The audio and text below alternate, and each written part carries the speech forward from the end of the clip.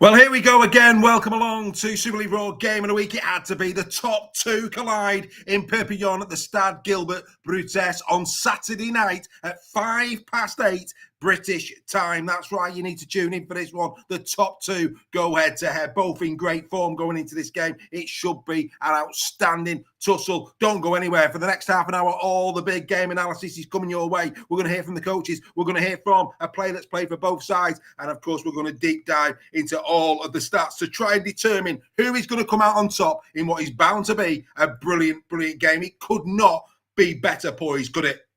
The Saints top after 6 rounds. The Dragons second, just 6 points in the for and against column, separating these two sides. Of course, last year it was the Dragons who finished above the Saints, and a big reason for that was their form against the Saints. Who can forget 3 from 3 against the Saints for Catalan last year? It started in round 11, again in Perpignan, a brilliant, brilliant game. That night, despite going behind in the game, Catalan were outstanding. It could have been more, 24-12 it finished. Then a real tight tussle at the totally wicked stadium. Again, went the way of the Catalan Dragons, 14-12. Who can forget right at the death? Opportunity knocked for St. Helens, but some great defence from Catalan kept them out. And then, of course, the semi-final will come to that in a few moments' time. And like I say, first versus second, the bookies see it in the favour of the Catalan Dragons, 8-11 on, 6-5 the Saints. You don't see that on those type of odds for Saints that much. Normally they're the favourites, but I think Catalan at home deserving of a 8-11 favourite tag. As you can see there, both coming in on the back of really strong wins against the Warrington Wolves and the Wigan Warriors, so they'll both be fancying this one. But there you can see right from the get-go, let's just have a quick look at this one. Jordan Abdul and Lewis Dobb. This is going to be a key battle on the night. The kicking game of both of these two players will dictate for me large quantities of this game. And we've seen already this season, I think Lewis Dobb has improved dramatically over the course of the winter months. Both know where the try line is, 3 apiece thus far this season. Just one more assist going the way of Jordan Abdul. But as you can see there, attacking kicks in general play, not an awful lot between them. Both like to carry the ball for similar type of meters. I mean, we saw Lewis Dobb's pitching wedge for that Tommy Makinson try against the Wigan Warriors last weekend. And of course, Jordan Abdul had an outstanding game against the Warrington Wolves. These two players will have a massive influence on this game. But we mentioned a few moments ago, there was a massive game the last time these two met in the semi-final of the Super League last year. Let's go and relive what will, of course, always stick in the memory, that brilliant try at the end. Here it comes.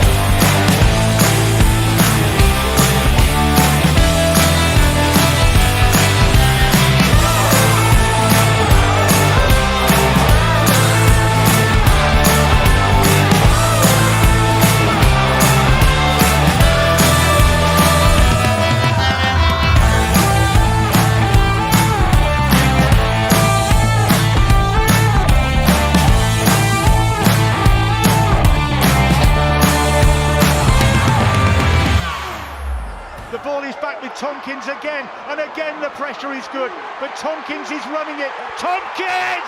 Tompkins! Sam Tompkins has taken the Catalan Dragons to Old Trafford, surely. They thought he was going to go for the drop goal. They denied him that, but they couldn't deny him the try that surely settles this game. Saints reigning champions for 1,455 days, no longer.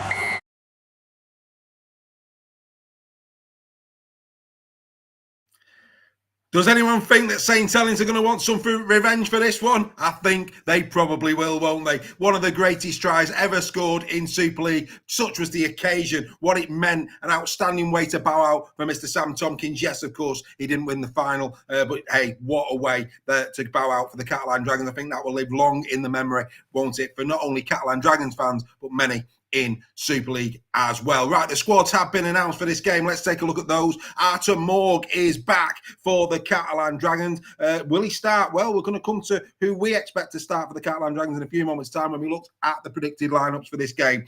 Also, of course, you can see there, big player Mickey McAlorum. He's going to be big. Theo Farge back as well for the Catalan Dragons, but no Desiree. Desiree not making the squad. That's a bit of a blow, I feel, for Catalan. I think Desiree is really important for them coming in off the bench, but they've got plenty of artillery there should they require it. As for the Saints, of course, no Mark Percival. Real concerns for Percival. Another head knock in a career of head knocks. We've seen that Leeds are going to be very precautious going with regards to James Bentley. I'm sure St Helens will be exactly the same when it comes to the health of Mark Percival. No Matty Lees, of course. He is out. A 2-game ban off the back of that Wigan win, but I don't think he'll mind that too much. Such was the occasion and how important that win was to lay a marker down to the current World Club champions.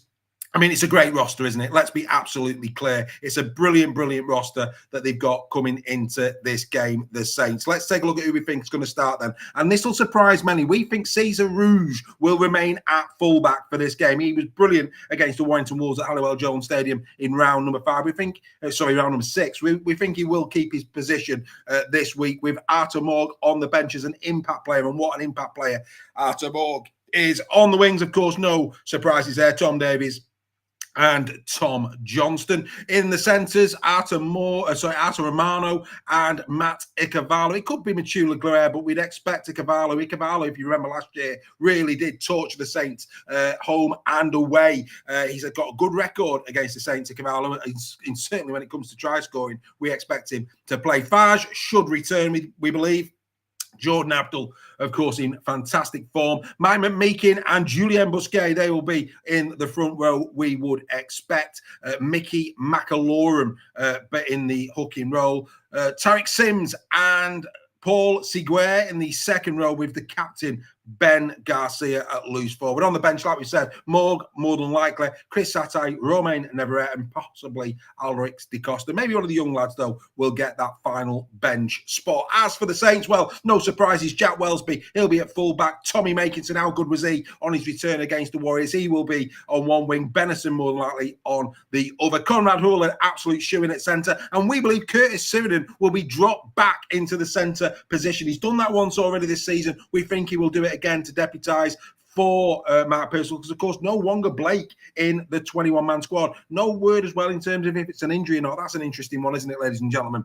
Of course, the halfbacks pick themselves. Johnny Lomax and Lewis Dodd, we've already taken a look at. In the front row, Alex Walmsley. We expect Sione Matautia will be doing a shift in the front row. He'll probably, maybe when he brings James Bell on, push Morgan Knowles to prop forward. He's done that in the past as well. We expect Knowles, though, to start at loose forward. Daz Clark will be at hooker to start. Moses Mbai on the bench. And Matt Whitley returns to his former club. And Joe Batchelor will complete the 1 to 13. On the bench as well, George Delaney and Jake Wingfield. We expect Wingfield to be on the bench for the Saints. I mean, it's an incredible side. I think two really well-matched sides. We should be in for an absolute belter. I mean, the middle unit is key. And this, the enforcers, look at this. Julien Busquets, Alex Walmsley. These two players, let's be fair, two of the best prop forwards in Super League. But look at the difference in the statistics. It really is really interesting indeed. Look at the busts.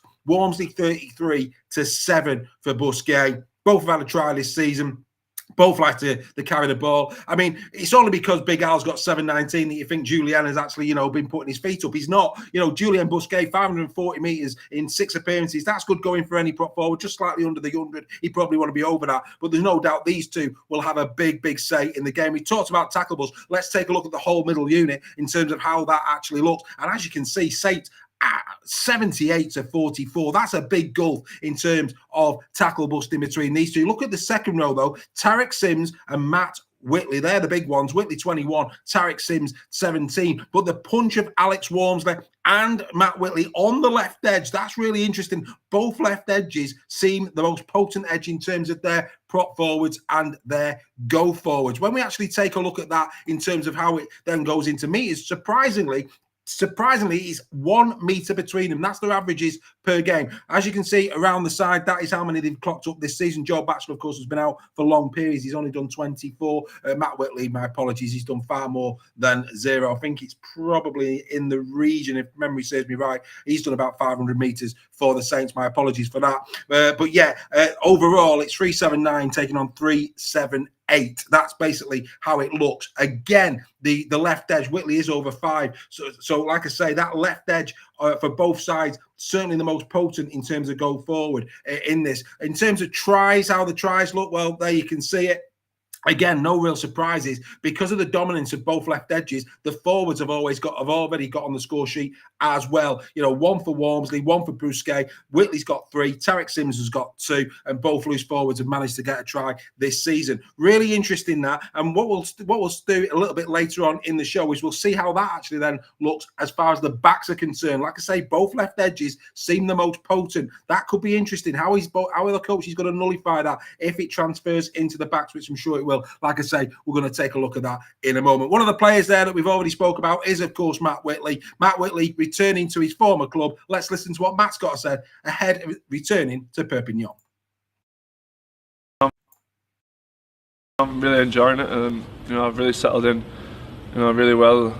It's been big thanks to the boys and the coaches who've really helped me with settling in. And I'm loving it. I'm enjoying playing with Johnny, Jack, Night Doddy, everyone. It's a real privilege for me to get to play with such quality players every week, and it's something I'm looking forward to keep on building and doing.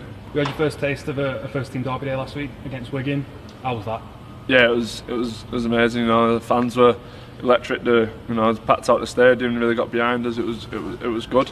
We got the win on the day, which is always nice, and we're going to build on that again this week against Catalans. It's going to be a bit strange, playing against Catalan this week. Something I'm really looking forward to doing. Actually, I spent a lot of time over there and made a lot of friends, and it goes out the window again this week when the whistle goes. We've got a job to do, and it's something I'm really looking forward to. You don't really get many easy games in Super League. They're all tough games. We get to play against Catalan this week. We had a tough game last week. Week after Warrington, they're all tough games. What we've got to play. We just got to be up to it. 700 going already up to now to France. They've been fantastic. Yeah, they have. They've in the away games that we've had this year. They've travelled really well, especially the 2 Leeds trips. We went back-to-back away trips on Friday night. It's not easy, but they did it. And again, this one's it's a big commitment going to France. It's really appreciated, and I'm really looking forward to seeing them all. You enjoying your song? Yeah. I keep hearing it throughout the game, which is nice. It's great, isn't it? What a fantastic player Matt Whitley is. He had a great 2023, didn't he? Let's be absolutely honest. I'm sure he's going to get a brilliant reception. 434 metres Whitley has done thus far this season for the Saints. He's in outstanding form on that left edge. Now, one particular position I think is going to be key in this is going to be at hooker. Yet again, we're going to just highlight how important Daz Clark has been coming to the Saints. When you compare and contrast, now don't get me wrong, Mickey McAlorum hasn't played many games. He's only played a couple. And I think what many people will point to is that maybe Mickey McAlorum isn't like Daz Clark in terms of go forward, but that detracts a little bit from Clarkie's defensive efforts. I mean, there's no doubt Clark has hit the ground running at the Saints, 333 metres already, 24 runs from dummy half. You can see he's been on the score sheet once, a couple of assists. We know he likes to break from dummy half. We know he's got a great scoot on him, and he'll probably scoot some more on Saturday night. There's no question with regards to that. But like I said a moment ago, in terms of Mickey McAlorum, people will say, well, it's his defensive efforts. Yes, he averages 25 tackles a game and 3 tackles from marker. However, Daz Clark trumps him there as well. 29 tackles is where Daz is averaging, with 5 from marker. So like I say, I think Daz Clark, so much this season for Saints, he is something that they have not had. I keep saying this, and I think it's really key that everybody listens to this. Daz Clark is right at the top of his game. He's behind a really dominant pack. We've already seen the stats in terms of the pack. Yes, there's only 1 metre between them, but the Wormsley thing that we've already looked at, playing off the back of tackle breaks, quick playing the balls, Clarkie, he's all over that. Mickey McAlorum hasn't probably got the legs he once had. He's got a great rugby brain. He's always in and around it. Let's be absolutely crystal clear on that. But I think this, for me, is going to be a massive, massive battle between 2 great players come Saturday night. Right, we discussed this game as a part of Super League Raw Weekly. Greg and Steph were joining me on Tuesday. So what we're going to do now is going to look back to see what we all had to say with regards to this fixture. But before we do you like a punt? Do you like a bet? Let's give a big shout out to our sponsors, Rugby League 3/4. Get yourself over to their Facebook page. It's a great community that talks about all the latest odds, a few accumulators, all that type of stuff. It's great fun. Let's hear from them, and then let's go straight to what we have to say as on Super League Raw Weekly this week.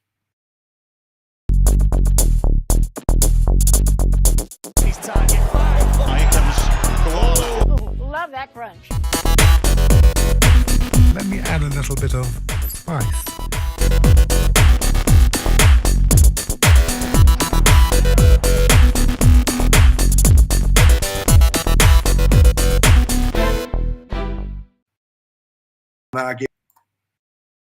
Argue it's second against first. Last year, second against third. Look at that there. Look at that there. 3 from 3, the Catalan Dragons against the Saints. Absolutely exceptional performances last year.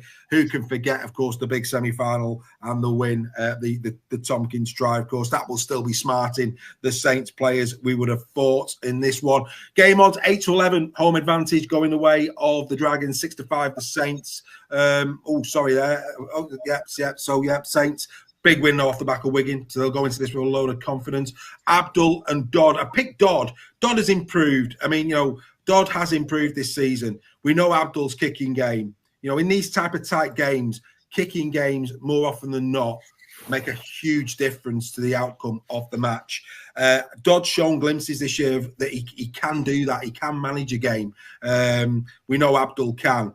And I think it's going to be another game like we saw at the weekend where no quarter is going to be given in this. This is going to be a right battle, possibly a dry track, which is going to be interesting to see Saints on a dry track, probably for the first time this season. But yeah, I mean, what a game! I mean, do you know what? It is prime time. This is prime time. Yeah, 5 past 8, 5 past 8. Absolutely, prime time telly on a Saturday night. Far better than Gladiators. Behave your flaming selves. What are you doing? Michael flipping McIntyre, do me a favour. Get yourself over to Sky Sports. This is what it's all about on a Saturday night. Oh, yeah. Chain, whoever doesn't watch Rugby League to the chair, make them watch it. You won't have to chain them next week. Oh, no. Come back willingly. Steph, over to you. Catalan Dragons against Saints. Yeah, I'll definitely replacing the brew for a brew dog on Saturday night for that one. No, it's again a bit like the Leeds Warrington game. I'm really looking forward to this. It's going to be an absolute belter. And Catalan been away for the last 2 years with the Challenge Cup and the weekend. So obviously returning home, after 2. Good wins. Their fans are going to come out in numbers. I can see this one potentially selling out over in Perpignan as well. Yeah. Be interested to see how many Saints fans are going over in April. But I hope they are winning numbers. Yeah, it is Easter. Easter that's go in its favour, really. People might be off work. Hopefully. I hope they go there in numbers because you always want some decent away support just for the atmosphere. Yeah. So yeah, it's on paper it's going to be an absolute bell ringer, isn't it? A bit like the Wigan game with Saints. Hopefully, it's the same standard. Which, given the way both teams have been playing, I can't see why it wouldn't be. So yeah, it should be an absolute classic. But I just I'm going to give it to Catalan. I think they're playing some superb rugby at the moment, and I think being at home will be the biggest advantage for them here with a vociferous crowd behind them. I'm sure the flares will be going off and all sorts before the game as they have been doing for the past few ones. Yeah. But I'm going for a bit of a big margin here. Actually, I've gone 9-17 Catalan. I think people probably see it a bit closer than that, but I'm trying to get myself up them league tables with.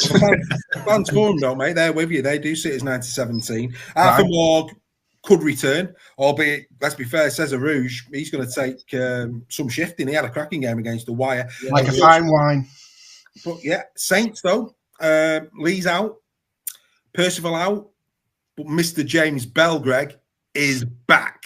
That could be huge for the Saints. Yeah, he's the guy we've picked up on all season.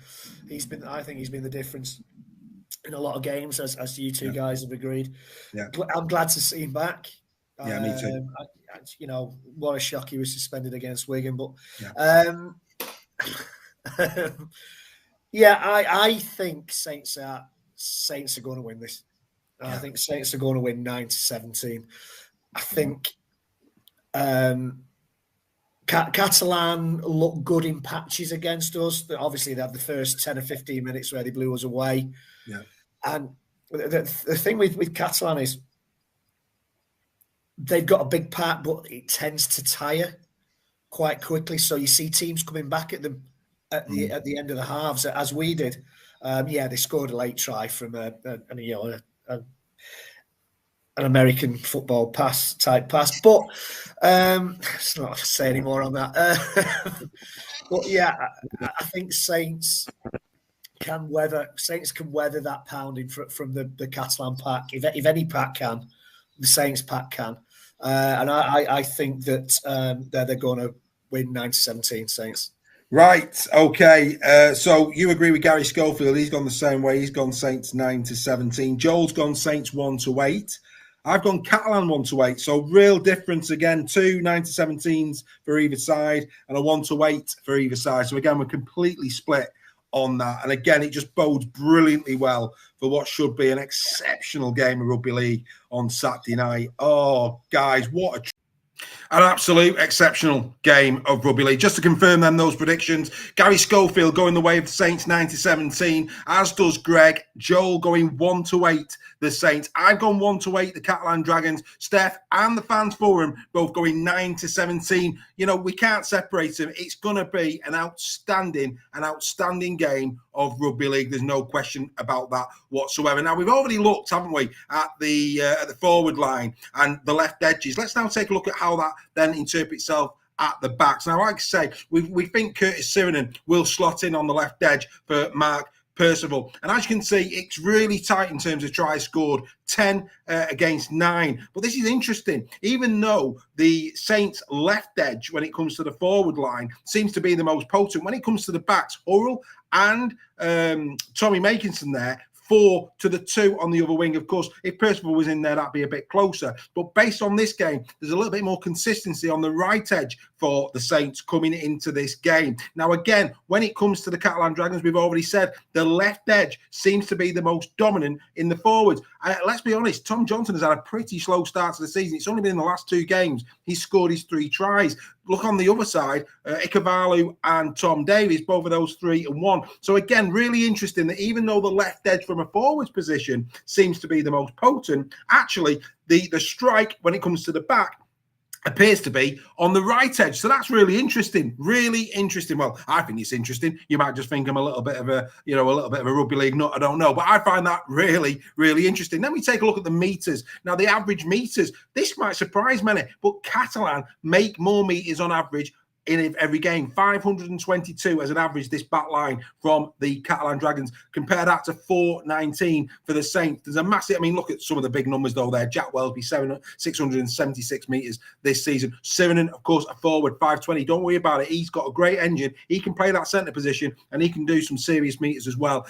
So yeah, really interesting to see how that goes. Again, though, it's an interesting one, isn't it? The left edge of the attack, but it's the right edge that seems to be making more metres. A bit more balanced when it comes to the Catalan Dragons, but a massive difference when you look at the Saints. So, like I say, this is really interesting stuff. I think both sides have got potency on either edge. We know that the forwards are going to have a really, really good ding-dong in this one. I think it's going to be absolutely outstanding. Right. There's only one thing now that we need to go and do. Let's go and hear from both Steve McNamara and Paul Wellens ahead of this game. The win. I think to go there with some tough circumstances and get off to the start we did was really, really important for us. But on reflection, looking back throughout the game, we were really, really disappointed with our defence overall. You know, people can talk about the last 3 or 4 sets and defending our try line, but in general, our defensive performance wasn't where it needed to be throughout the whole game. So as good as it was to get the win, we're really aware of the fact that, and we said it after the game, we need to improve, etc. In reality, we really need to improve this week, and we will do. They've added to an already strong team. I think they replaced James Roby with Darryl Clark, who's a top player. Obviously, Matt Whitley has come from ourselves and Warren Blake from the NRL, so they've got some really, really good players. And I think there's a lot of talk pre-season as always the favourites to win the competition, etc., etc. But I think when we played St Helens in the playoffs last year, I think it showed us a lot about their club. You know, they won 4 consecutive grand finals. They were coming to the Catalans in a semi-final. They took that game right down to the last second, if you like, and it would have been quite easy for them just to not roll over, but to probably think it might be too hard this year. But that just showed you the quality of them as individual players, as a club, the strength of their club. It was impressive, and I knew going into the start of this season that they would be, you know, right at the top end again of their game, and they've proven that so far, and particularly with a very, very tough performance at Wigan last week. In the previous 2 weeks, going to Leeds and winning twice consecutive weeks in Leeds is no mean task either. So they're a great team, they're in good form, and we look forward to the challenge of playing them this week. No, I mean, look, like I said, we're aware of the quality of their team every time we play them, and I think probably since we beat them in the semi-final, Chance Cup semi-final 2018, this fixture has become a titanic fixture on the calendar. I know Saints have got the local derby against Wigan. We don't quite have that, but this has sort of got that feel of it for us. I think the rivalry between the two clubs is immense, and we look forward to another gigantic battle here on Saturday night. I think consistency is the key, whether it's at home or away. You know, that's the key to it. And of course, when you're at home and your own fans are there, there's that feeling. And but we equally enjoy winning away from home as well. So it's not just the fact that it's at home. You know, to win competitions, you've got to be able to go to any ground, any place, any time, anywhere, and win games, perform well and win games. And that's no exception. Saturday night's different. It's a 9 o'clock kick-off Saturday night for us, different kick-off time. But it's a game that we're ready for. You know, we needed a tough test like we got at Warrington last week. Yeah, it's brilliant. It's what we do it for. We all coach and play to be involved in these games. And we've had plenty of these games in our recent history.